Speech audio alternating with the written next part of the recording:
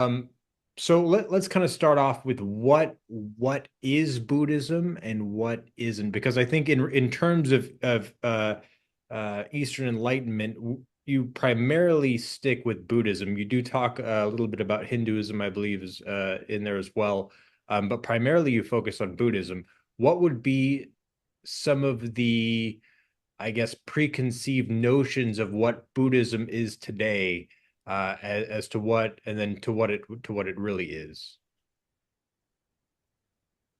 Yeah, so there's been a popular movement towards checking out Eastern religions that's been going on for really several hundred years in the West, but definitely strongly in America over the last 120 years or so. And I think it's just picked up steam throughout that. So there's a lot of ideas about Buddhism out there, and you can get different views from all sorts of different people in there are people who are just kind of Buddhist, just sort of draw some ideas and call it Buddhism. And then there are people who are more devout. I mean, they're Western Buddhist monks of various traditions and all sorts of teachers who draw on it. So the in terms of what it is, that we'll get into, but what it's not is nihilism. And uh, Yuval Noah Harari in his book, the same one we've been talking about, 21 Lessons for the 21st Century, he directly claims that Buddhism was openly preaching nihilism from the beginning. And he says that uh, thousands of years before our liberal age, ancient Buddhism went further by denying not just all cosmic dramas, but even the inner drama of human creation. The universe has no meaning, it claimed, and human feelings too carry no meaning. They are just ephemeral vibrations appearing and disappearing for no particular purpose. That's the truth. Get over it. That's a direct quote from Harari. And you can see in there that idea of denying the inner drama of human creation. That's saying my consciousness is insignificant. That's the core nihilist philosophy. Later, just a page later, he goes on to say, according to the Buddha, then, life has no meaning, and people don't need to create meaning.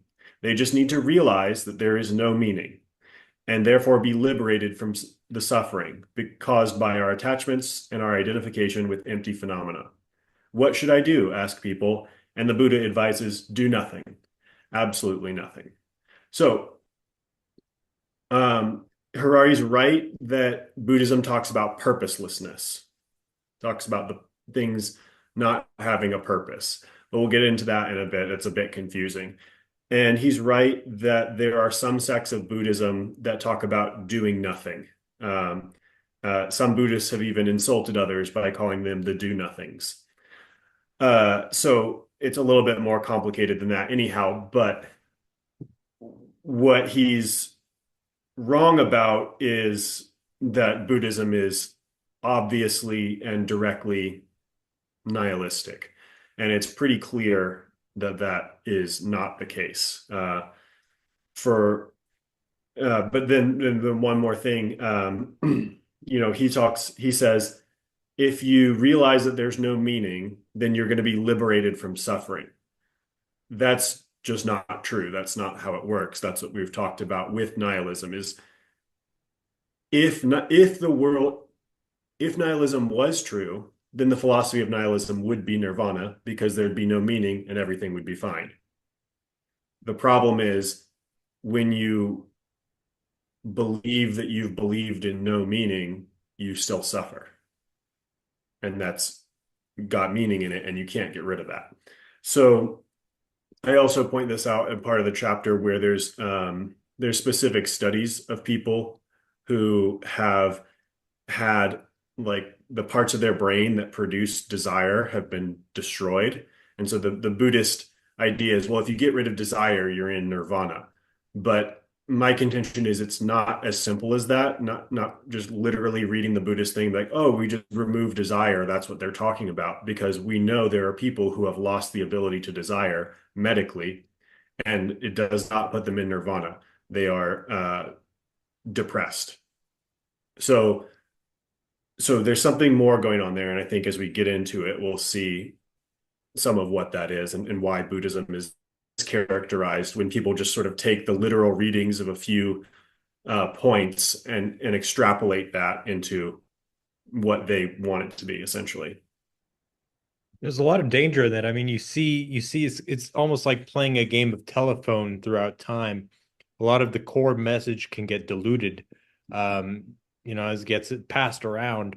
And I think that we're experiencing something like that, especially when somebody looks to the expertise of an author like Harari and would take him for his word, because I mean, if he's got such a popular book, I mean, there has to be some truth and wisdom in there.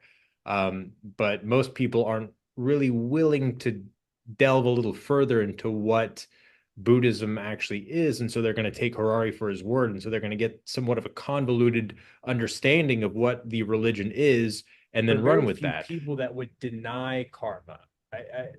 To an extent, maybe they wouldn't call it karma, but I think Right. that most people would identify kind of that that metaphysical cause and effect. How would then would somebody who's a nihilist be able to identify with karma, or would they just be so caught up within the meaninglessness of it all that there would be no point in even identifying such a phenomena as karma? Yeah, well, that's a good point. Inconsistency there. I think the in general they get focused on the one aspect that sort of gives them what they want. But also, I mean, Buddhism is a weird doctrine, and part of its approach to karma is a little bit counterintuitive because it's not a Buddhist take to just be like, oh, karma is divine justice, and therefore, hallelujah, the universe is reigned over by God. The Buddhist view of karma is as a negative, actually, and that the goal is to escape karma. So there's this view there of that's again sort of the world denying aspect comes in, sort of the negative view of the world.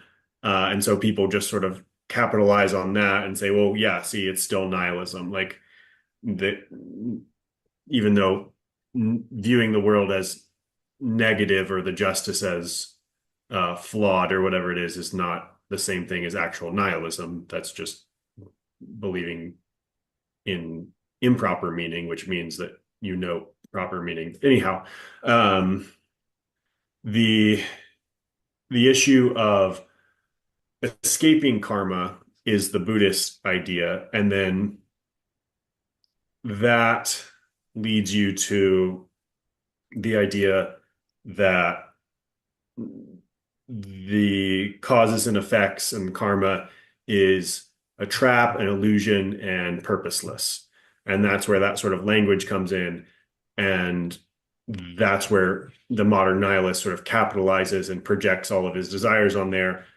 And the sort of build up to that and the things that you have to understand along the way are either ignored or just fudged to be like, oh, yeah, it all just means this when I think it still points to a different reality when you sort of take it step by step. And you can see people try to come in and bend uh Buddhism into kind of that nihilistic way of thinking.